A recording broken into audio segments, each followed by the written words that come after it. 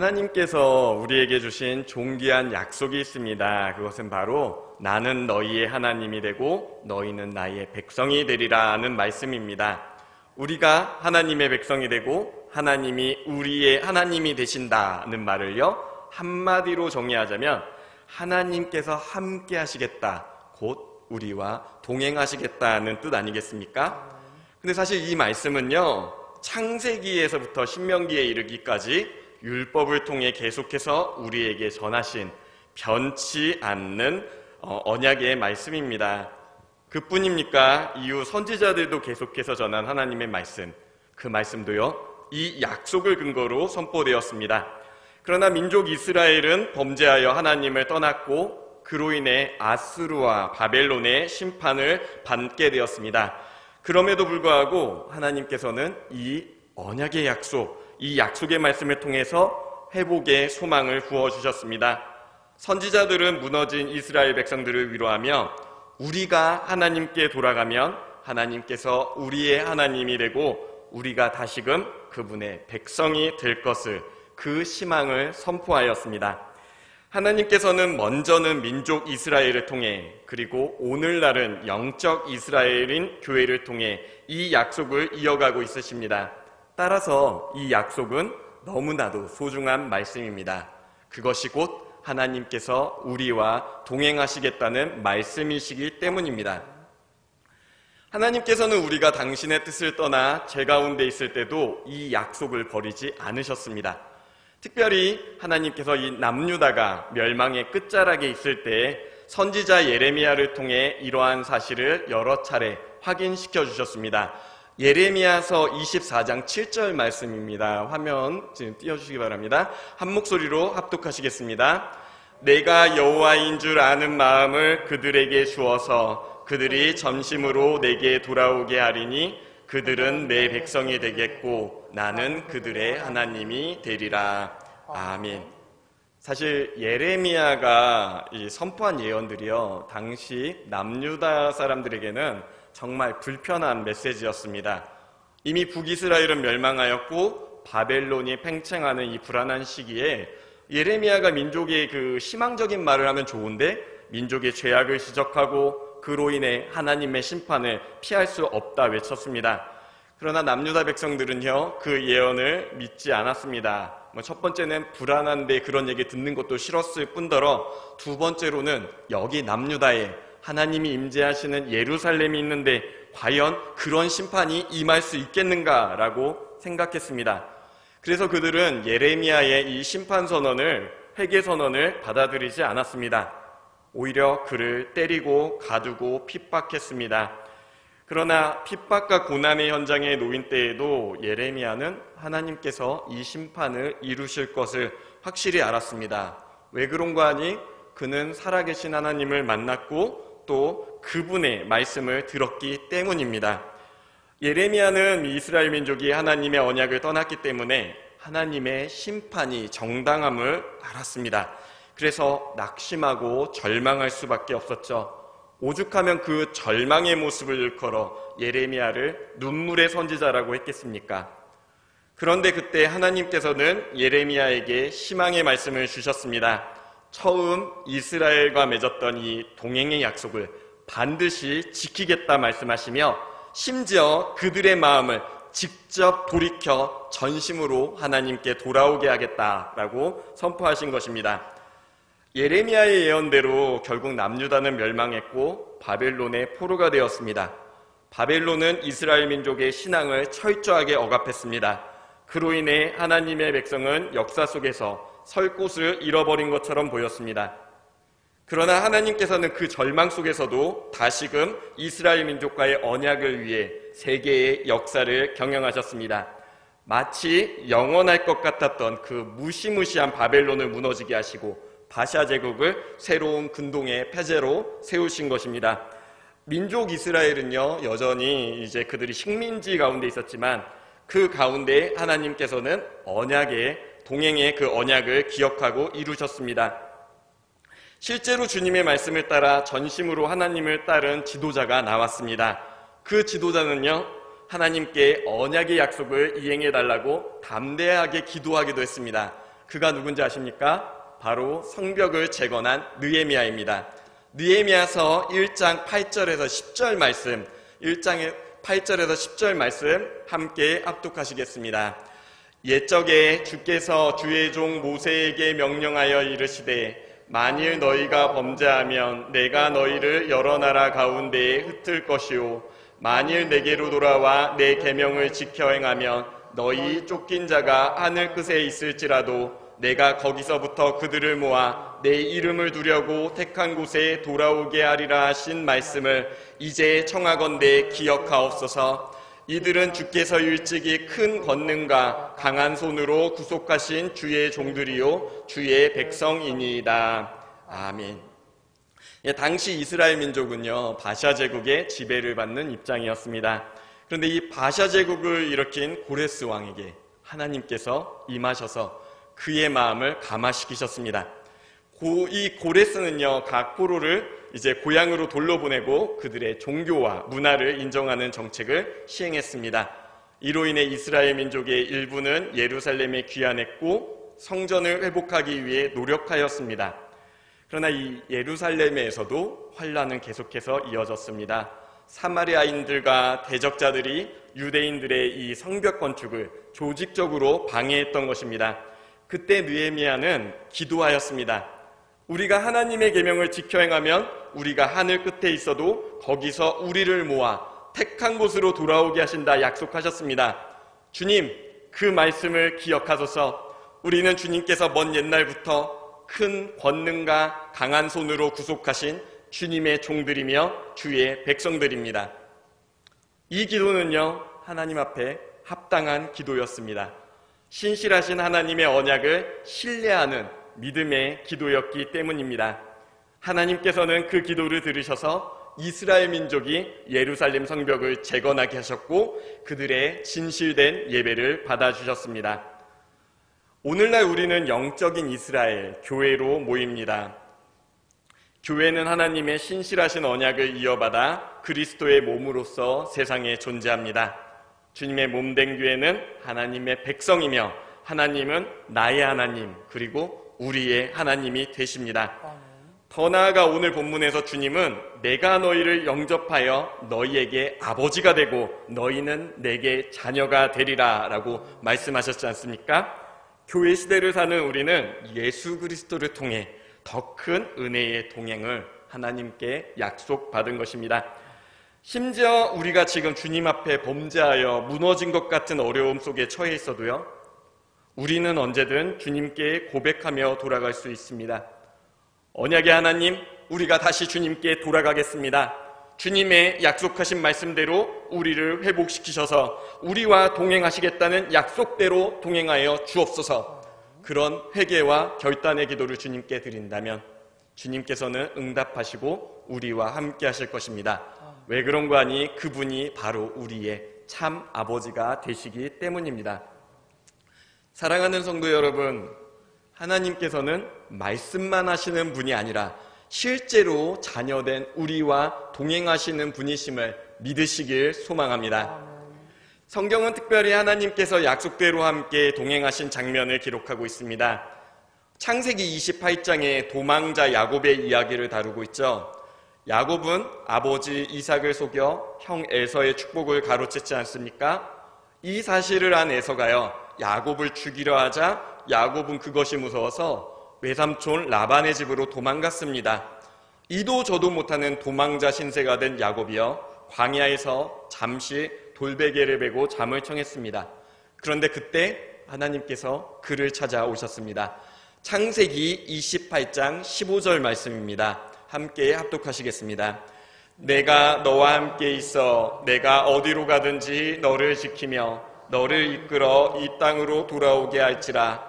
내가 내게 허락한 것을 다 이루기까지 너를 떠나지 아니하리라 하신지라. 아멘. 하나님께서 야곱에게 너와 동행하며 네가 이 땅에 돌아오기까지 지켜주시겠다라고 지금 약속하시는 건데요. 그런데 이 말씀이요 야곱이 하나님 앞에서 거룩한 모습으로 겸비하였을 때 주신 약속입니까? 그렇지 않습니다. 아버지에게 사기를 친 죄인이었을 때 형에게 가야 할 축복을 가로채고도 용서를 구하지 못하는 졸렬한 마음을 가졌을 때, 비겁하게 형의 보복을 피해 도망가는 처량한 신세에 놓였을 때 주신 말씀입니다. 왜 하나님께서는 그런 야곱과 함께 하시며 그를 떠나지 않겠다고 약속하셨던 것일까요? 왜 그런가 하니 바로 하나님께서 야곱을 선택하셨기 때문입니다. 말라기 1장 2절 3절 말씀을 보면 나 여호와가 말하노라 에서는 야곱의 형이 아니냐 그러나 내가 야곱을 사랑하였고 에서는 미워하였으며 라고 기록되어 있습니다. 하나님께서 야곱을 선택하신 이유에는요, 이 말씀을 보건대 어떠한 조건이나 이유가 없습니다. 그저 일방적인 하나님의 은혜입니다. 은혜의 하나님께서 야곱과 함께 동행하여 주시겠다 약속하신 것입니다. 야곱은 하나님께서 임재하심을 경험함으로 그분이 살아계신 하나님임을 깨달았고 그 경험으로 인해 하나님과 인격적인 교제를 시작할 수 있었던 것입니다. 사랑하는 성도 여러분, 우리가 연약할 때 그리고 좌절에 무너질 때 혹은 죄 가운데 빠져 있을 때도 하나님께서는 여전히 우리와의 언약을 기억하고 계심을 믿으시길 소망합니다. 물론 이 말이요, 우리가 불법을 행하거나 믿음대로 살지 않아도 그대로 용납받을 수 있다 이런 뜻은 아닙니다. 당장 야곱만 보아도요, 자신의 잘못된 행동으로 인해서 수많은 고생을 했습니다. 그는 자기보다 더 속임수에 능한 삼촌 라반을 통해 연단되고 그 속에서 자신의 모습을 돌아보며 변화되기 시작했죠. 그러나 그 야곱이 하나님의 약속을 기억하고 주님께 전심으로 예배했을 때 하나님께서는 야곱에게 나타나시며 그와 동행하고 계심을 깨닫게 하셨습니다. 우리도 마찬가지입니다. 연약한 사람이다 보니 죄로 무너지기도 하고 부족한 모습이 그대로 드러나기도 하지 않습니까? 그러나 하나님께서는 당신의 약속을 기억하십니다. 그리고 하나님과 동행할 때 우리의 삶에 실제적인 변화를 주님께서 주도하십니다. 주님께서 주시는 능력으로 말미암아 우리의 삶 가운데 그리스도의 향기가 풍겨집니다. 선한 영향력이 일어납니다. 따라서 우리는 하나님께서 내 삶에 동행하신다는 확신을 품고 주님께서 내 삶 가운데 역사하시기를 항상 간구하며 나가야 합니다. 나 같은 게 무슨 하나님과 동행을 합니까? 하고 주님의 은혜를 결코 포기하지 마십시오. 우리가 동행의 약속을 포기하지 않는다면 하나님께서도 우리와 함께 하시기를 결코 포기하지 않으십니다. 우리가 하나님께서 동행하여 주심을 믿는다면 얼마나 큰 용기와 힘을 얻을 수 있겠습니까? 그런데 내가 지금 이 모양인데 이런 죄를 극복하지 못하고 사는데 나는 내 안에 얼마나 악한 모습이 그대로 있는지 아는데 어떻게 하나님께서 이런 죄인과 동행하시겠습니까? 예, 물론 하나님께서는요, 우리의 죄된 모습을 좋아하시지도 응원하시지도 않으십니다. 그러나 하나님은 그런 우리를 포기하는 대신 우리의 악한 모습을 바꾸어 가십니다. 우리를 고쳐서 회복하시는 것입니다. 주님께서는 우리가 죄 가운데 머무는 것을 원하시지 않습니다. 그런데 사실 때로는 이게요, 우리 입장에서는 좀 고통스러울 때도 있습니다. 이제 많은 부분의 변화를 받아들여야 하고 심지어 내가 소중히 붙잡고 있던 걸 하나님께서 깨뜨려 이끄시기도 하기 때문입니다. 그러나 주님께서 우리와 동행하시면요, 이런 시련, 무기력, 절망의 상황 속에서도요, 능히 우리가 이겨낼 수 있습니다. 하나님께서 이사야서 43장 2절에서 내가 물 가운데로 지날 때에 내가 너와 함께 할 것이라 강을 건널 때에 물이 너를 침몰하지 못할 것이며 내가 불 가운데로 지날 때에 타지도 아니할 것이요 불꽃이 너를 사르지도 못하리라 약속하셨습니다. 이는 주님께서 어떤 환난 속에서도 우리와 동행하시며 지켜주시겠다는 약속 아니겠습니까?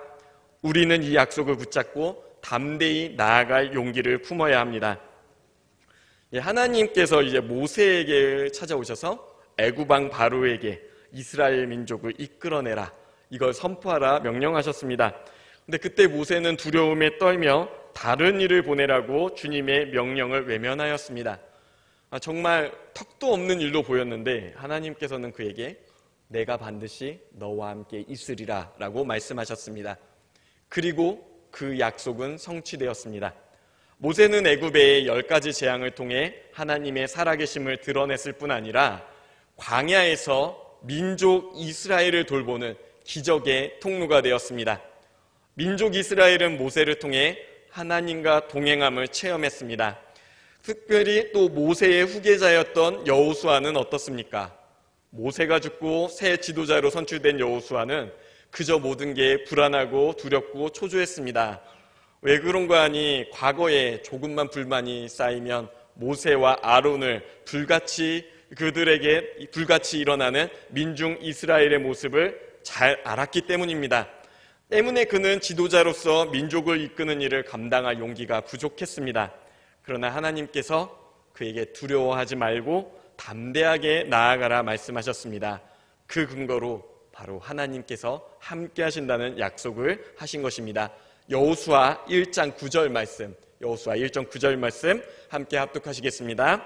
내가 내게 명령한 것이 아니냐, 강하고 담대하라, 두려워하지 말며 놀라지 말라, 내가 어디로 가든지 내 하나님 여호와가 너와 함께 하느니라 하시니라. 아멘. 그렇습니다. 우리 인생의 문제는 내가 얼마나 깨끗하고 능력 있는가에 답이 있지 않습니다. 답은 우리가 하나님과 함께하는 사람인가, 하나님께서 우리 인생에 동행하시는가에 있습니다. 이 문제가 명확하다면요, 우리는 어떤 상황에서도 두려워하거나 불안해할 이유가 없습니다. 예수님의 제자들은 또 어땠습니까? 그들은 예수님께서 십자가에 달리실 때 배신하고 도망가 각자의 생업으로 돌아가고자 했습니다. 그러나 예수님께서는 부활하신 후 그 제자들을 찾아가 그들과 동행하시며 하나님 나라의 일을 가르치셨습니다. 그리고 주님께서 승천하시기 전 다음과 같은 말씀을 하셨습니다. 마태복음 28장 19절에서 20절 말씀입니다. 함께 합독하시겠습니다. 그러므로 너희는 가서 모든 민족을 제자로 삼아 아버지와 아들과 성령의 이름으로 세례를 베풀고 내가 너희에게 분부한 모든 것을 가르쳐 지키게 하라. 볼지어다 내가 세상 끝날까지 너희와 항상 함께 있으리라 하시니라. 아멘. 근데 특별히 20절 후반부에 보면 내가 세상 끝날까지 우리와 함께 하시겠다 말씀하셨지 않습니까? 그 말씀인즉 세상 끝날이 되기 전까지 이 약속은 우리에게 유효하다는 뜻입니다. 당시 예수님의 제자들 뿐이 아니라 오늘 주님의 제자로 모인 우리에게도 이 약속은 유효합니다. 주님께서는 세상 끝날까지 우리와 함께 하시겠다는 언약의 말씀을 주신 것입니다. 그리고 그 언약의 말씀을 성취하셨습니다. 어떻게 그 언약을 성취하셨습니까? 우리에게 성령을 보내주셔서 우리를 교회되게 하심으로 그 언약의 약속을 성취하셨습니다. 주님께서 우리와 동행하시겠다는 약속의 핵심은 명확합니다. 나는 너희의 하나님이 되고 너희는 나의 백성이 되리라. 그리고 너희에게 아버지가 되고 너희는 내 자녀가 되리라 하는 말씀입니다. 이 약속이 세상 끝날까지 유효하기에 우리는 언제나 담대하게 믿음의 길을 걸어갈 수 있습니다. 하나님께서는요, 어디에서나 우리와 동행하실 수 있습니다. 그런데 우리는요, 이 하나님이 우리와 동행하시는 조건, 그 여부를 스스로 결정하려 할 때가 많습니다. 내가 지금 이런 꼴인데, 내가 이렇게 바쁜데 하나님께서 지금 나와 함께 하시겠는가? 저 사람 지금 저 따위로 사는데 하나님께서 저런 사람하고 동행하시겠는가? 저 사람은 정말 아니다. 이렇게 판단을 할 때도 있습니다. 그러나 하나님은요, 시간, 공간, 상황, 조건을 불문하고 어디서나 우리와 동행하실 수 있습니다.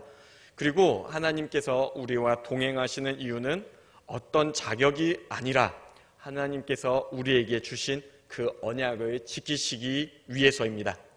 하나님은 처음부터 우리와 동행한다 약속하셨고 이 약속은 세상 끝날까지 유효합니다. 상황과 처지를 보지 않으시는 신실하신 하나님의 은혜를 생각하며 하나님과 동행하는 저와 성도님들이 되시길 소망합니다. 기도하시겠습니다.